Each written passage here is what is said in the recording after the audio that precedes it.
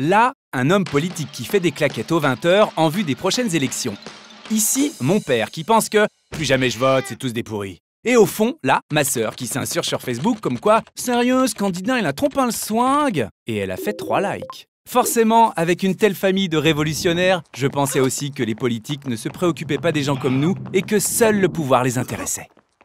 Et puis un jour, je suis tombé sur Parlement et Citoyens, le site qui permet aux citoyens de participer à l'élaboration des lois. Je peux même soumettre un sujet qui me concerne, un peu comme une boîte à idées ou une pétition. Tiens, ce sujet passionne les Français, moi aussi. En vidéo, le député m'explique sa proposition de loi en présentant le problème, en expliquant les causes, puis en proposant des solutions.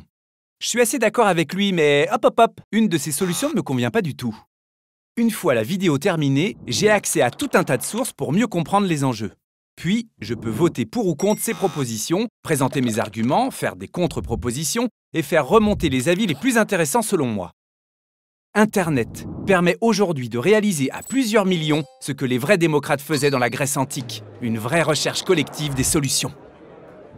Après 30 jours, la consultation est clôturée et le site affiche une carte montrant les différents avis. Les pour en vert, les contre en rouge. C'est clair et efficace. Un débat vidéo en ligne est ensuite organisé en direct sur Google Hangout entre le député et des contributeurs tirés au sort ou plébiscités. Monsieur, c'est à vous. Bonjour, monsieur le député. Voilà, ça a duré 2 heures, c'était passionnant. Au début, j'étais timide, puis à la fin, le modérateur était obligé de m'arrêter. Quelques semaines plus tard, le député partage une nouvelle vidéo dans laquelle il présente la proposition de loi qu'il a déposée à l'Assemblée nationale et explique ses choix. Même si tous les avis n'ont pas été pris en compte, chacun sait pourquoi il a tranché dans un sens ou dans l'autre. C'est aussi ça l'intérêt de Parlement et Citoyens, rendre transparent ce qui se passe habituellement en coulisses. Alors, lorsque j'ai suivi le débat à la télé, j'avais un peu l'impression de siéger dans l'hémicycle moi aussi. Il faut dire que la proposition de loi a désormais beaucoup plus de poids. Elle a derrière elle le lobby citoyen, celui du bon sens, du débat, de la concertation et du bien vivre ensemble.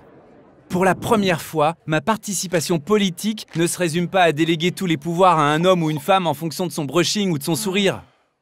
Alors, c'est sûr, être citoyen, ça demande de s'investir, de se documenter et d'accepter de débattre avec ceux qui ne partagent pas nos opinions. Mais Internet va permettre à nos avis d'être pris en compte, de faire changer les choses collectivement. Et puis, aux prochaines élections, je donnerai ma voix au candidat qui s'engagera vraiment, en toute transparence, sur Parlement et Citoyens.